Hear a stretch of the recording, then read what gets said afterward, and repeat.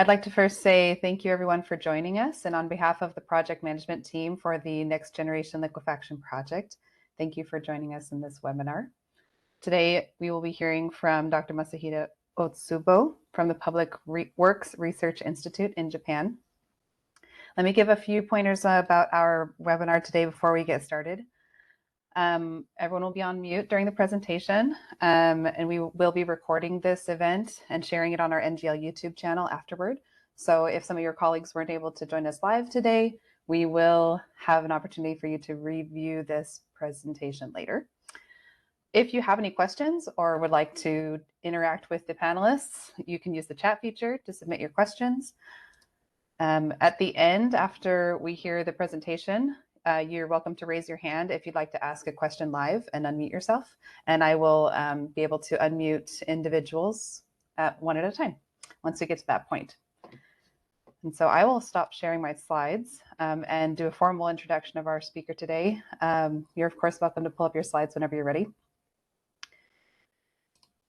So today we're hearing from Dr. Masahide Otsubo, who is a senior researcher at the Public Works Research Institute, or PWRI, in Japan, formerly an assistant professor at the University of Tokyo. His research interests include soil liquefaction, soil stiffness, elastic wave propagation, micromechanics of granular soils, and discrete element modeling. And so I will turn the remainder of our time over to him and then save some time for questions at the end. Thank you very much for being here. Thank you, Christine. Can you hear me? Yes, I can. All right, good. I'm now sharing my slide. Can you see it? Yes, I see the slides good. And your laser. Everything looks good. Oh, all right, perfect. Right, so good afternoon, everyone in US, and good morning, the audience in Japan. I'm Masahide Otsubo from Public Works Research Institute, PWRI. I'm so pleased to be here to share my time with you, and thank you very much for coming here once again. The topic of my talk today is the history of revisions of the liquefaction assessment in the specification for highway bridges in Japan. So this is my email address. Then if you are interested, please contact me anytime. Right, so before we start to main talk, so PWRI has very nice laboratory. For example, one of the largest geotechnical centrifuge, the second largest 1G shake table in Japan after E-Defense. We have rainfall simulator where we make the real size embankment and we can test it. So, but today, my talk is more about liquefaction assessment methods. So we are the National Research Development Agency in Japan. We contribute to upgrade specification for highway bridges that include soil liquefaction assessment. I call this model PWRI model today. So my talk today includes 4 main points like this. I come back to this slide several times. So let me start from this cyclic directional shear stress ratio RL. And before I move to main contents, so I have many slides. Then I need to talk a little bit speedy, but I hope you can come back anytime for the YouTube video later, right? So let me start. So this is a brief history of the revisions on liquefaction assessment method in Japan. So triggered by the Niigata earthquake and Great Alaska earthquake, 1964. So we firstly introduced the liquefaction assessment Japan method in Japan. So at the time we called that guidelines for the seismic design of highway bridges, like this. And so they are the famous pictures, the tilting buildings and collapse of Showa bridges during the Niigata earthquakes. Then after that, we picked up 4 important criteria to be considered liquefiable. One is saturated sandy soil. Second, coefficient of uniformity less than 6. And third point, D20, not 50, D20 between these sizes. And SPT and value below than 10. If all conditions are met, we consider C and phi to be 0. Then this is the actual one in Japan, written in Japanese, only 2 pages like this. It was very simple. Then after that, we collected many laboratory data and evidence. So we finally moved forward.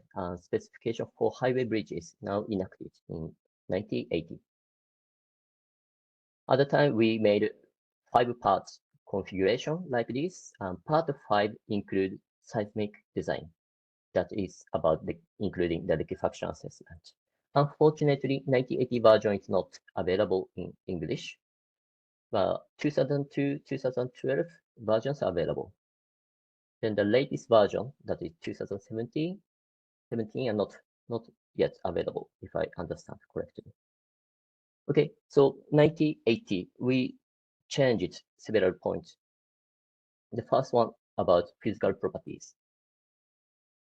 So now we focus on the alveolum.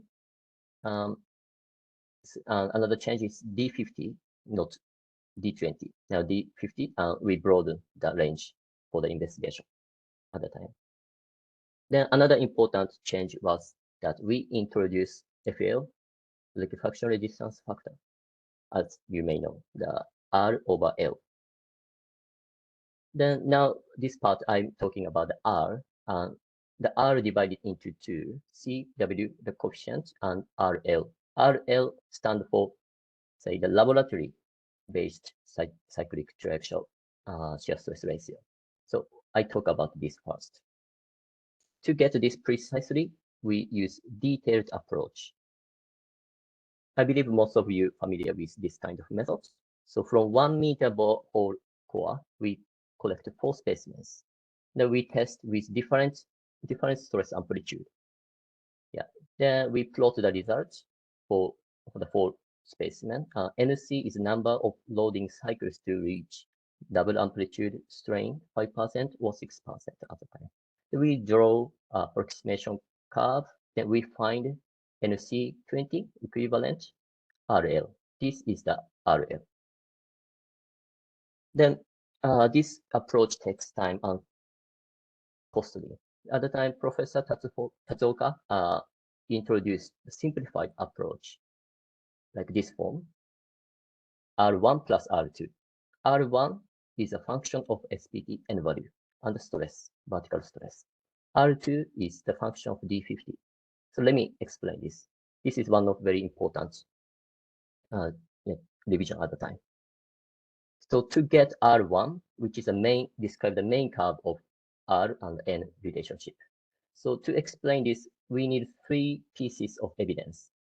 First one is yellow, proposed by Meyerhoff, the very famous one, the relating relative density and SPT n value and stress term, like this. The separate study done in Japan for around Niigata, using Niigata soil. So we confirmed that the predicted estimated DR and actual DR are similar with some tolerance. So we consider this is applicable. Then last piece is filled by Professor Ishihara in 1977. Under the controlled condition in the laboratory, he found that relative density and liquefaction resistance are linear relationship like this.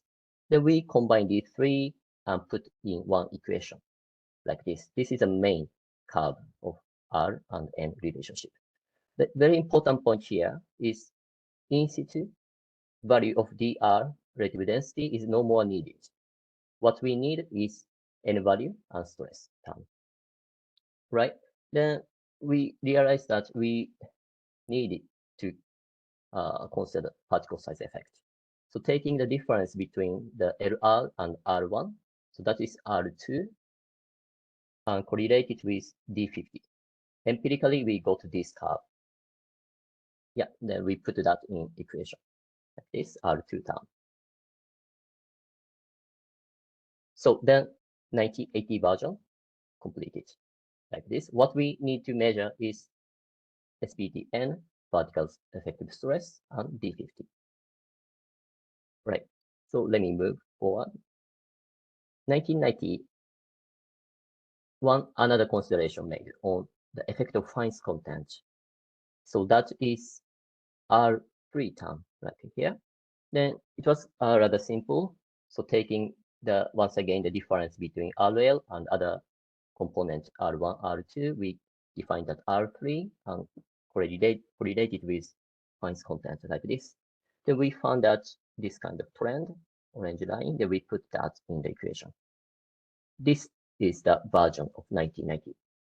Right now, we need fines content also as a required parameters, right? So once again, you can come back to this slide later. So let me move forward. We had Kobe earthquakes, 1995. So extremely strong ground motion occurred at the time. So liquefaction was observed even in the dense sand and gravelly soil as well. So we had significant effort and budget also spent a lot. Then we upgraded this PWRI model within a single year. So we can feel the effort of the researchers, engineers at the time. So major change was made both on the physical properties and Rn relationship. For the physical properties, now we broaden the range of particle size very widely, even D50 below 10 millimeter. We consider that potentially liquefiable, so we need to assess the N value. Even fines content larger than 35%, plus this index is below 15, we need to assess. So here, so the red curves should be examined for the further liquefaction assessment. Blue curves are out of assessment. Like this. The same version and same idea is still being used in the current latest version, 2017. Right? Then we had another biggest change. I would say this is the most important point in this presentation. So 1990 version, so RL was expressed in R1, R2, R3 terms. But now we changed drastically. And now we rely on only frozen sampling method-based data. So we discarded all of the previous data, right? So then, so schematically, so if you can see that previously the purple line 1990 version was increased like this. The orange one is now the version 1996 after that, based on the frozen sampling data. So let me go more detail. To check the quality of frozen sampling specimens, so we check the in situ shear modulus and the laboratory shear modulus for both for frozen sampling and tube sampling. Open symbols frozen sampling and filled symbol is for tube sampling. You can see that. So FS frozen sampling method show measurably larger shear modulus compared to TS. And that also represent the in situ G compared to TS. That means soil fabrics can better be maintained using frozen sampling. Based on this evidence, we took only frozen sampling data.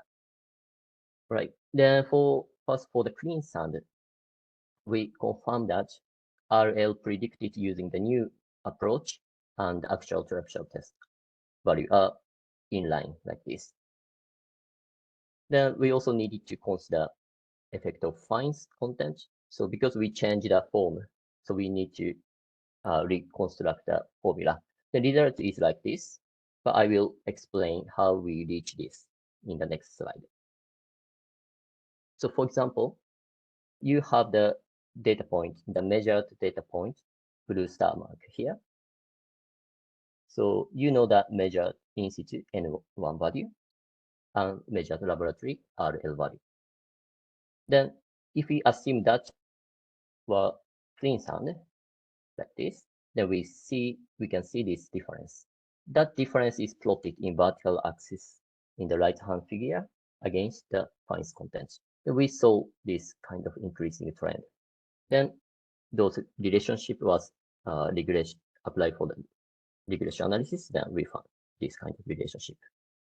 Then for the larger particles, including gravel, so-called gravel hitting, provide larger n value than sample. And so we also need to correct that. The similar approach was adopted. Blue star once again the measurement point. Then we know the difference compared to clean sand curve. Now the difference was taken as a ratio, not the difference between vertical axis against D50. Once again, we could see this trend, a lot of scattering, but from the regression analysis, we made this decision. Then this is a summary of 1996 version. So required parameters are same as before, but the main curve, the shape changes, effect of fines content, D50 also changed, upgraded like this. So let me move forward. We had the Tohoku Earthquake 2011. So one of the characteristics of the earthquakes was the long duration ground motions occurred. Then around the Tokyo Bay, a lot of soil liquefaction took place.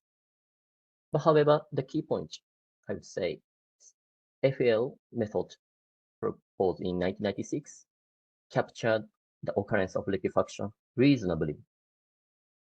Therefore, no major change has been made on the estimation of RL in the following year. The minor change we made, that is on the division, for the division on the number of physical property tests. This plot showing how the real soil heterogeneity in terms of fines content. So you can see the number horizontal axis, that is 1 meter core, different depths or different locations. Inside 1 meter core, you can see significant difference in terms of fines content. Although you pick up 4 specimens from 1 meter core, the values are really different. Therefore, we realize that we need to do more physical property tests frequently. So previously, we asked engineer designer to check each layer, each soil type layer, 1 test. However, after 2012, we asked them to check every 1 meter at least.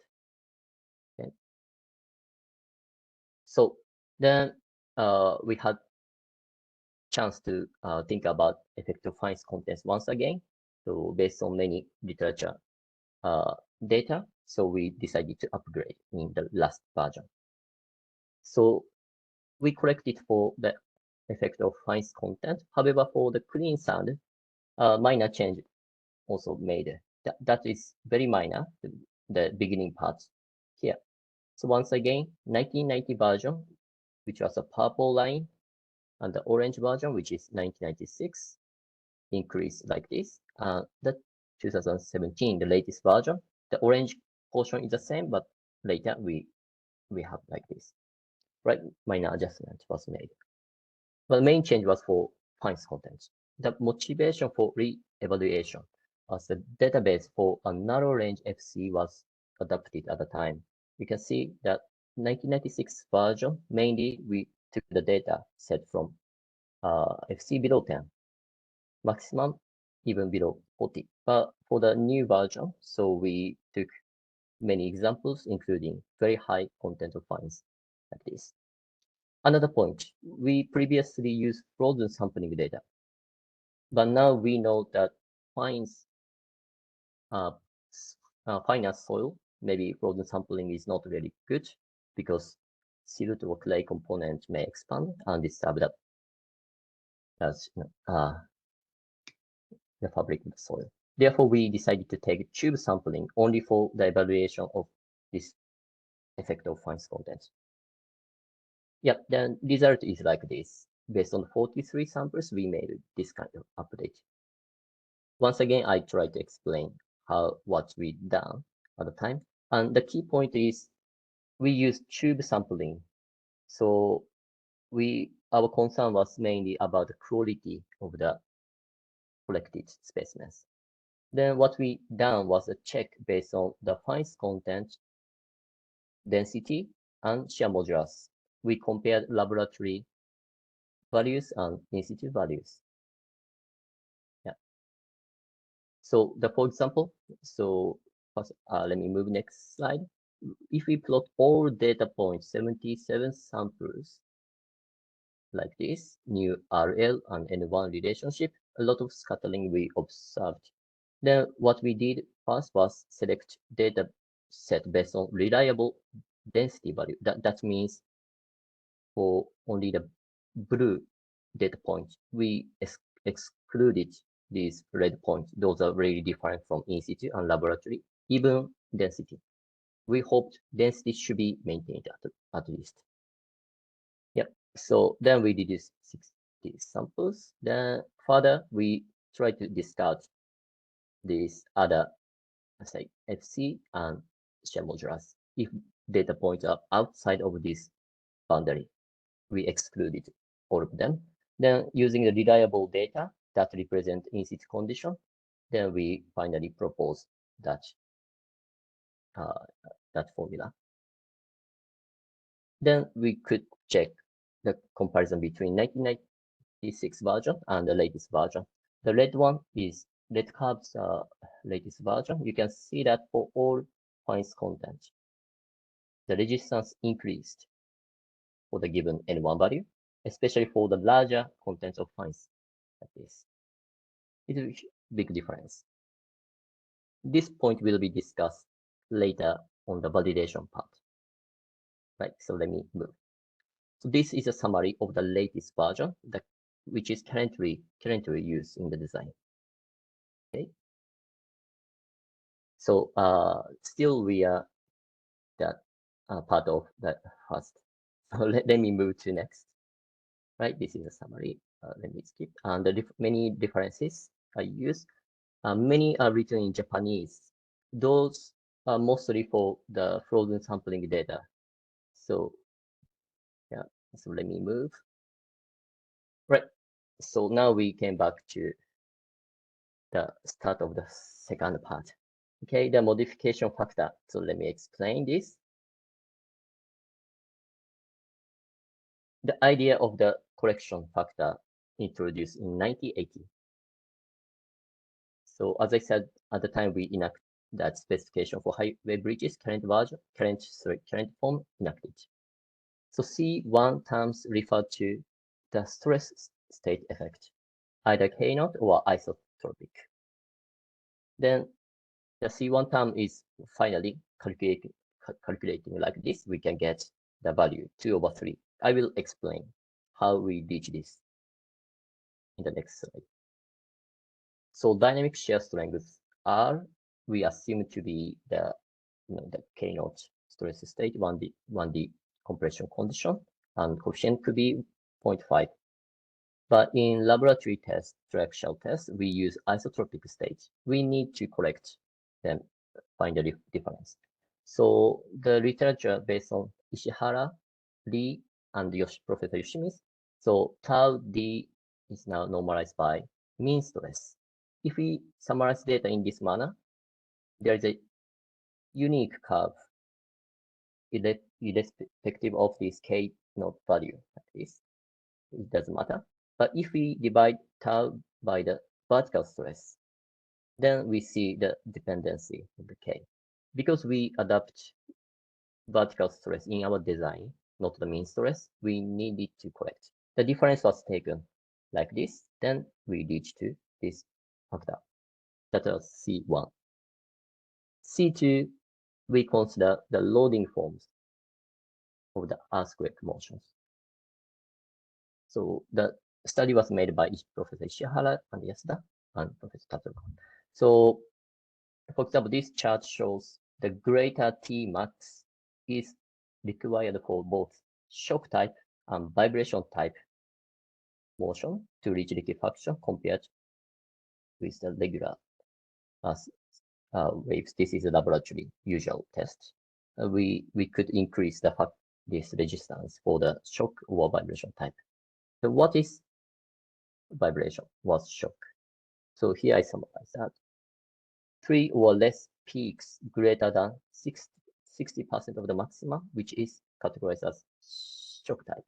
Vibration type is the other. So we have more like vibration, but not regular waves, right? So we could increase the resistance for those types, right? So let me move to C3 to C5. So C3 is about disturbance during sampling and handling. We consider that can be greater than 1.0. The C4 is a densification during sampling and handling. It's kind of opposite aspect.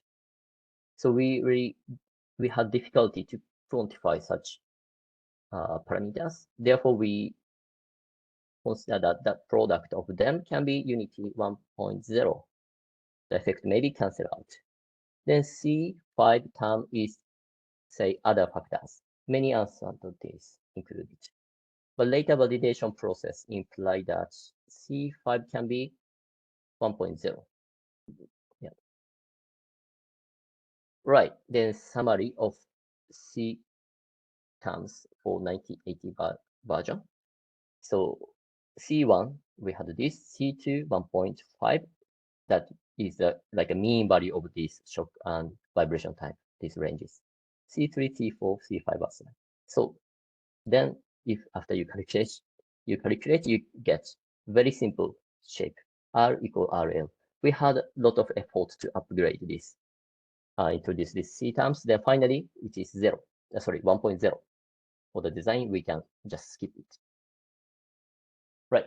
Then 1996, we made revision on C2. So before we start explaining the C2, I need to introduce the concept of the level of the earthquakes. So we have level 1 earthquakes, level 2 earthquakes. Level 1 is high probability of occurrence during the bridge service life. That was used in 1980 version. Level 2 is less probability but strong enough to cause critical damage. After the Kobe earthquakes, we removed level 1. Then we use only L2 since that time. Then after the Tohoku earthquakes, we realized that level 1 also useful, so we mix them. Level 1, level 2 are both used in the current version. Okay. So then for the level 2 strong motions, we needed to divide into type 1 and type 2. Then the idea is similar to shock or vibration types. Now we categorize type 1 is like more interplate type, like Niigata or Tohoku, more long period, more long, like natural frequency we have. Inland type is Northridge or Kobe. So we categorize they are the type 2, like a shock type. Right. So let me move. For the C2 term, 1980 version, we simplify that be 1.5 as a mean value of them. 1996, for the level 2 and the type 2, we decided to increase this value like this, depending on the RL. To get this, what we have done was so-called cumulative damage index analysis using this. So it takes a bit time to explain this. So I may skip the details, but if you are interested, there is a paper. Then so the step 1, 2, 3, 4, if you follow that and using these equations, hopefully you can reach the to get this C2 term. Then checking many real earthquakes motions, we reach that this C2 type 2, this trend is reasonable. Right. So then this is a summary of the coefficients, the CW. 1980 version, once again, we simplified to be 1.0. 1996 version, we upgraded C2 to be 1.5. The latest version, so as I said, we now reintroduce the level 1 earthquake motion. So level 1, level 2, and type 1. This can be simply 1.0, but level 2, type 2 are like this. So this is the latest version. So let me move to next slide. Right, these are references. Then now, so we are the part of L. Right, the estimation of seismic shear stress ratio L. Let me begin. So once again, 1980, we introduced the concept of L. After that, some minor revisions were made. For example, the level of earthquakes upgraded, but the concept of L didn't change. So I will explain only the latest version. The L is the ratio of peak shear stress to effective overburden pressure. Then expressed like this. RD is a reduction factor of shear stress ratio in the depth direction. I will touch on this later, but first I will talk about the peak shear stress for uniform distribution of K. So this tau D0, which is like a stress at the bottom of soil column. So knowing PGA3, the peak ground acceleration, we can calculate in this manner. Then now the L is expressed in this way. So what we need is RD and KHGL. KHGL is the design horizontal seismic coefficient at the surface. Right. So once again, we have three kind of ground motions: level 1, level 2 type 1, level 2 type 2. A little bit complicated, but additionally, we have three ground types. Say hard, medium, soft. Type 1, type 2, type 3 grounds. This is ground type. Okay, 3 earthquakes motion, 3 ground types makes 9 combinations. But it is this, if we use this spectra, it's very complicated. So we took representative values from each of these 9 combinations. That is shown in this slide. To find this K value, so we have the C correction and the K written purple. So the 9 values I mentioned was this: 3 earthquakes types, 3 ground types. Then you can find your value.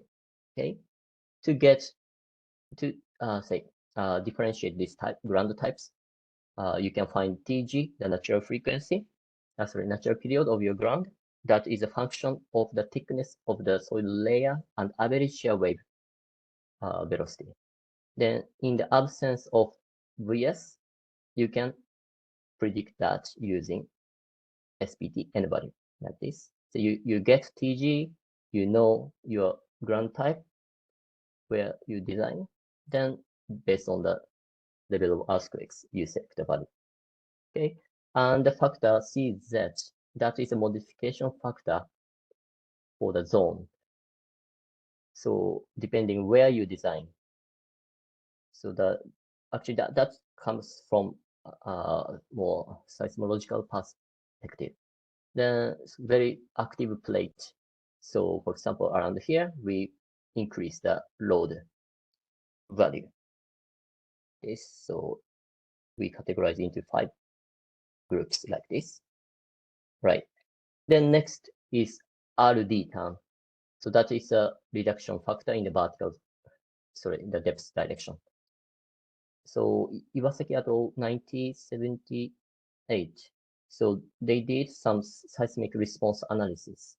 Then they found some variations, but took the mean value to be this. Then later, so more recently, PWRI checked the applicability of this using more recent earthquakes record and that's response analysis.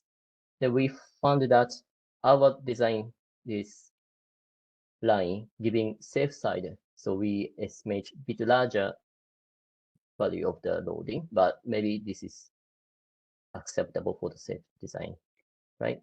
So we keep the original version as it is in the newest version. Right, to sum up this L, So L is expressed as a RD, which is like this.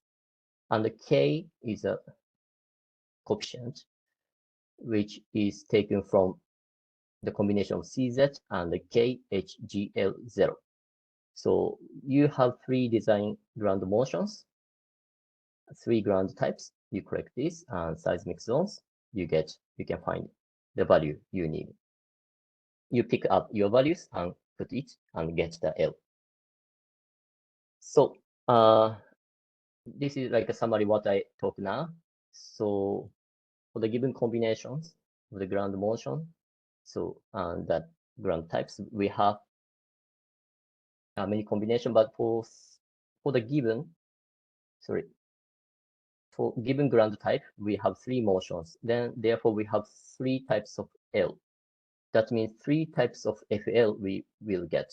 In the design, how we use that. In practice, a design earthquakes ground motion, usually L2, type 1 or type 2, that leads to the lowest FL is adapted for the safe side design. So in short, so we use three earthquakes motion. We check all of them for the design, then we use the motion that give the lowest FL. Right? I hope this part is clear to you. Then this is end of the L. Then now we move to the last part, the validation of the PWRI model. Okay, so the concept of validation introduced in 1996. The first time we validated our model based on the actual earthquakes record. So first, obtain the maximum seismic shear stress ratio, L max, during the following earthquakes. We use these earthquakes for the validation. Then we knew that liquefied site this much and non-liquefied site this much, where the boring data available. Then totally using 227 data, we check that. So first L max, we calculate in this form as I explained, but now PGA is the actual recorded acceleration from the past earthquakes. Yeah, we take that. Then N1 is the second lowest N1 in each borehole. You have profile of the N, we pick up the second lowest. The reason is shown in next slide. So this is a typical profile of SPT N value, which is this. Then you can see, for example, the blue points, they are above the water table, so out of assessment. Then pink one, it is clay, so larger than IP, plastic index greater than 15, so we excluded that. Then, so we have the lowest one, which is the dashed red circle, but we ignore that. We pick up the second lowest N for the comparison. The reason, so I picked up three main reasons here. And I would like to say the reason of the choosing the second lowest N is, so we wanted to exclude the presence of very thin layer of fines that give very local low value of N. And at least 2 meters are needed for sand boiling or deformation of foundation. Going back to previous slide. So we check the evidence of liquefied or not is the evidence of sand boiling or deformation. Yeah. So we now colored the liquefied portion black, site black, and white for non-liquefied site. Okay. Then finally we can draw our RN relationship based on 1996 version for this attempt. So at the time we use only level 2 earthquakes, but type 1 and the type 2, like Niigata earthquake, Kobe earthquakes, we checked separately.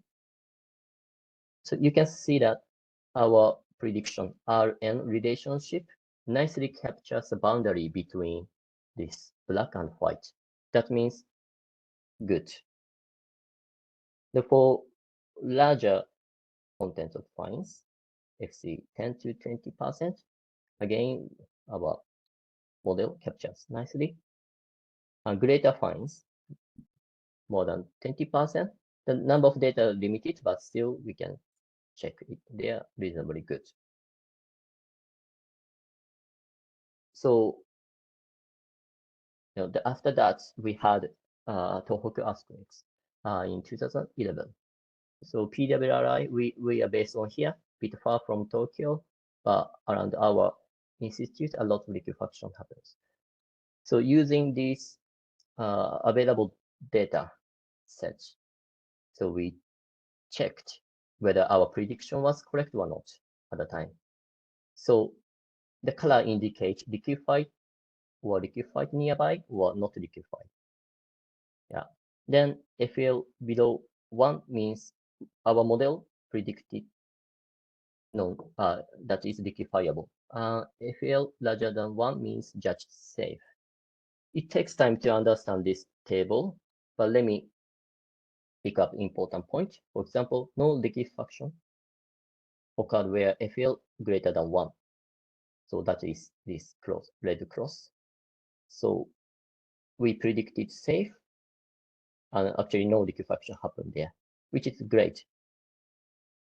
However, this 97 blue circle point did not liquefy, although we predicted that might be liquefied. So that caused the overestimation of the resistance, so over design. So probably due to many factors, but we thought effect of fines content is one of the key. Therefore, as I explained before, we upgraded this say the effect of fines content in the latest version, 2017 here. Right. Then after updated, we did this check once again, adding more earthquakes record, including Chiba-ken Tohoku Oki earthquakes and the Tohoku earthquakes. And now the total number borehole data is 394. Okay. Right. So once again, this is a validation. So level 2, type 1 case. So 5 plots having different fines content. You can see greater fines content if you go right side. For any cases, for all the cases, our curve again good. Capture the good trend like this. And for the type 2 earthquakes like Kobe, the number of data is limited, but we got good result once again. So this is a validation we made at the time. Then once again, we checked for the, say, comparing the previous 2012 version. Now we check once again the same assessment for the newest version. Then our concern was here, 97 sites. It was too much. But after the revision in the latest version, so we could reduce that. That means improved. Instead, we could increase this value. That's also a good side. So we consider as a safe, actually not liquefied. So that's by using this. So we consider that our model is reasonably used in the practice. This is a summary of the validation part. The first, we had recorded data during the past earthquakes. We can get L, the load portion, and we had measured data before the earthquakes. So we use that N1.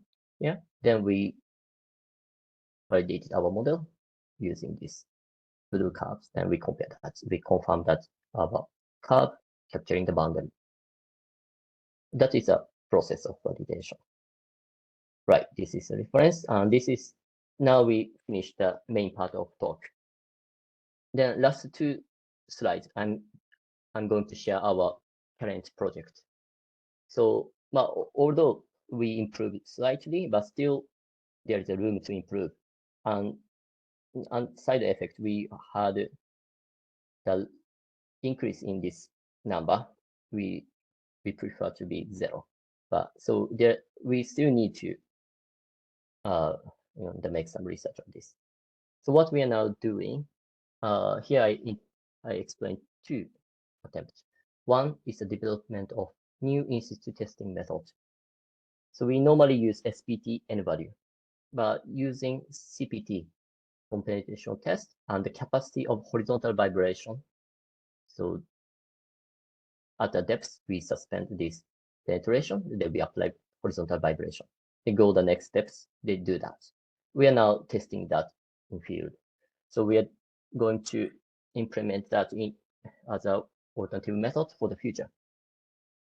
Second point is revisit the conventional criteria for liquefaction. This criteria used for many decades, DA 5% with 20 cycles in Japan. But if you know that clean sand and sand with fines show very different stress, strain, and stress path relationship, this very sudden increase in the clean sand, but very gradual increase in sand with fines.